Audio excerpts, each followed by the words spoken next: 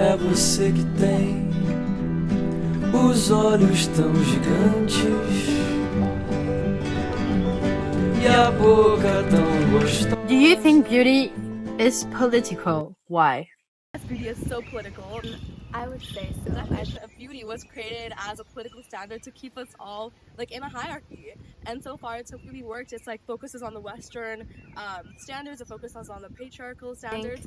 Throughout history, it has pushed a certain narrative, specifically, I don't know, from where I come from, Latin America, it's certainly pushed a colonialist narrative in the sense that lighter skin is more attractive and European features, or Eurocentric features rather, are more attractive. I guess it could connect to pretty privilege in some senses, that those with lighter skin and with certain features are perceived to be of a higher economic stance at times and often receive certain, again, privileges because of the way that they look. The idea that like beauty is something that everybody agrees upon is completely false, and the amount of the economic standard and the political standard that has been created around beauty just shows Say that it's relatively being more of a skinny type and having less shape. It's also about style. Come on, let's face it. If you have no money, you're not considered beautiful. In my culture, at least. It's really sad. And you have to be like well presented all the time, fit in a box. Also, your personality ties into your beauty. And for me, there was things where I didn't fit in. And so in the Latino context, especially in the Caribbean context, which is like has a mixture of African, indigenous, and European heritage, the ideal beauty standard for women is being very voluptuous. So for me, someone who has been very skinny for my whole life, I was always even bullied for being like the way I am, like how my body looked. I was like very, very skinny. People would make fun of that I didn't have any attributes in that area, in those areas, you know. So for me, I feel like the beauty standard there, in that sense, really affected my perception of myself. This beauty standard was promoted even in the music. Like everywhere you go, you would hear the songs talking about this certain body type that women should have. So like back home, women would get this body type. Even it was really a big thing in like the US that women used to go to Dominican Republic to get BBLs because it was so popular and cheap to get it there. I would say that for me, back home, the beauty standards are definitely affected by obviously our history as like a colonial society, and we face a lot of colorism where people with lighter skin are favored and therefore put on like a pedestal in terms of like beauty standards, where those sort of aspects, whether that be in like hair texture or skin color, are definitely favored, which does affect our like, I think, perspective and view on our bodies and how we approach feeling beautiful and how we approach each other in that sense as well, where it's very competitive in that sense.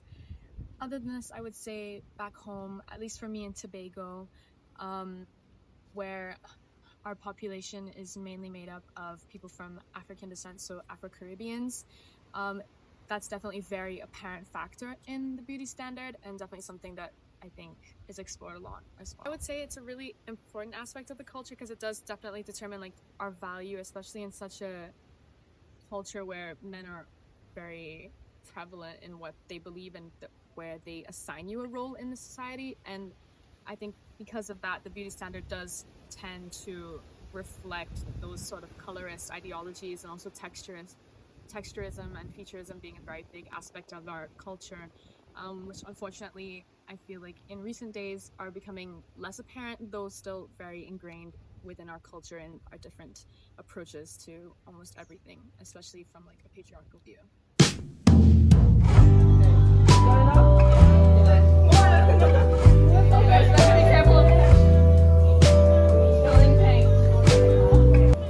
Is there someone in your life or in history who has challenged beauty standards and inspires you? And is my best friend Esme. She taught me how to embrace unconventional fashion by doing your own textiles, by knitting, by crocheting different elements of natural aspects, and man-made aspects such as fabric in a way that to really express your own personality and your own style. One of my friends back home, she has a birthmark in her face, and when we were younger, she used to cover it with some makeup and everything, but then she decided to show it.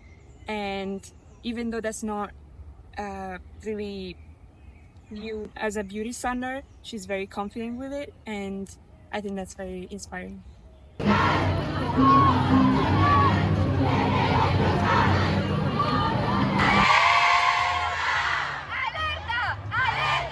Define how you felt during the Women's March in a word. Proud. Surrounded or supported. Reflective. I think it would be community. Powerful. I felt a lot of unity.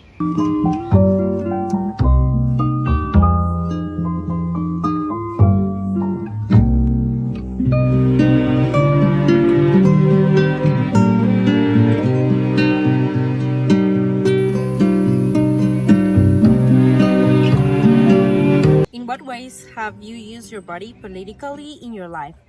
The march, we got ready all together, and how we, I guess, decorated our bodies and made ourselves feel beautiful in an unconventional sense, as in like pouring glitter all over ourselves, painting our entire bodies.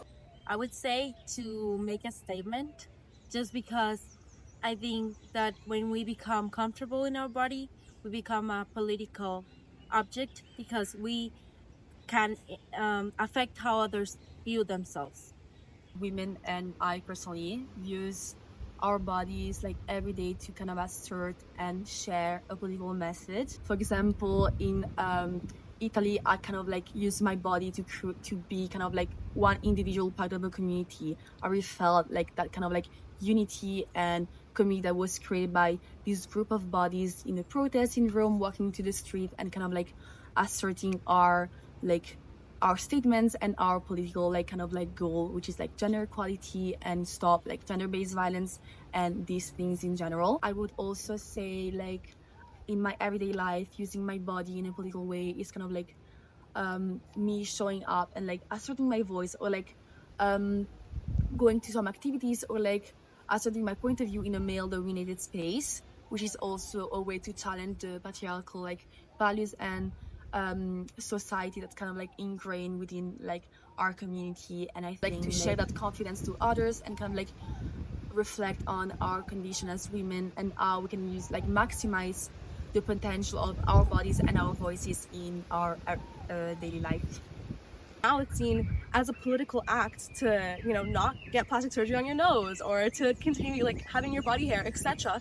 All these things that were created to have power in someone else's hands. It's not an act of love if you make her, you make me do too much labor all day, every day. Therapist, mother made me.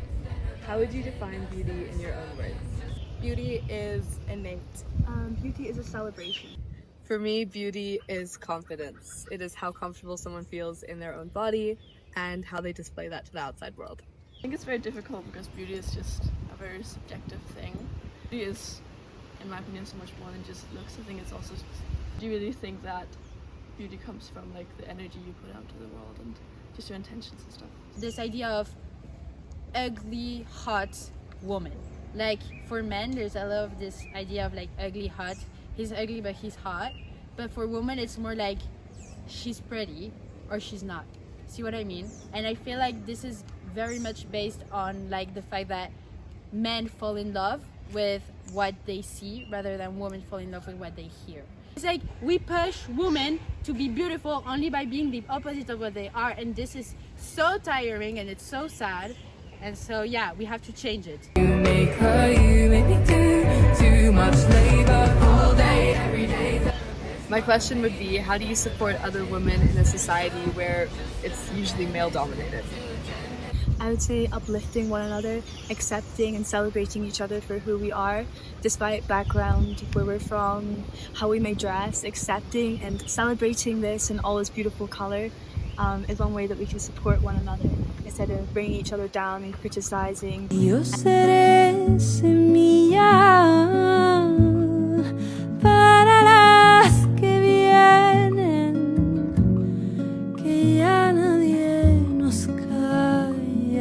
question I'd like to ask is, do you question and inquire about the things and the choices that you make, and if they are tied to your intrinsic choices and wants, or if they're also tied to bigger values of patriarchy as well? I definitely reflect on this a lot. I do try to act in a very authentic way, and I do enjoy dressing up and getting ready in very stereotypically feminine things. And I have wondered if that's a system, if that's part of the system set up by the patriarchy and my interpretation of it. More so than that, I reflect on how I'm impacted by the system. I guess not how it influences my actions, but more how I'm viewed by it and how I fit within it. And sometimes that leads me to over-process some of my actions and the way that I present myself to better fit within, I don't know, a patriarchal dictation of what a woman should be.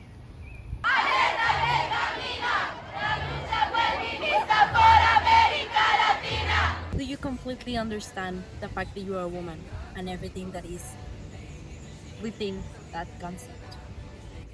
I think the question of what does it mean to feel like a woman, I think a lot of us would probably grapple with that question if we actually think about it, because the definition of a woman is so defined by stereotypes and lines, and culture to culture it means completely different things. And so when you truly think about it, what does it mean to be a woman? You're probably going to come up with roles that you were given or ways that you should potentially feel, and it takes away a lot of the genuinity of our innate personalities and who we really are. And so I think that the true answer of being a woman is completely yourself, and the answer is actually that, okay, the question that you should actually be asking yourself is, what does it mean to be a human? What does it mean to be you? And thinking about that without any of the, other factors that like we are totally ingrained with and inside of our heads and inside of our cultures is quite difficult, but it's something that we should be focusing on a lot more than what does it mean to be a woman. I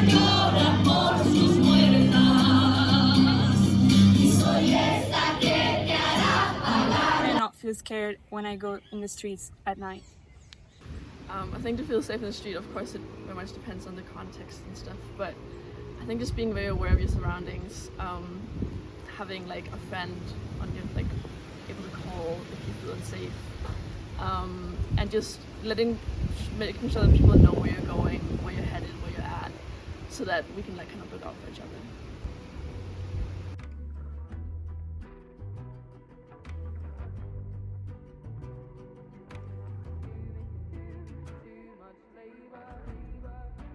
Apologies for my tongue. I never used, busy lapping from flowing cup and stabbing with your phone.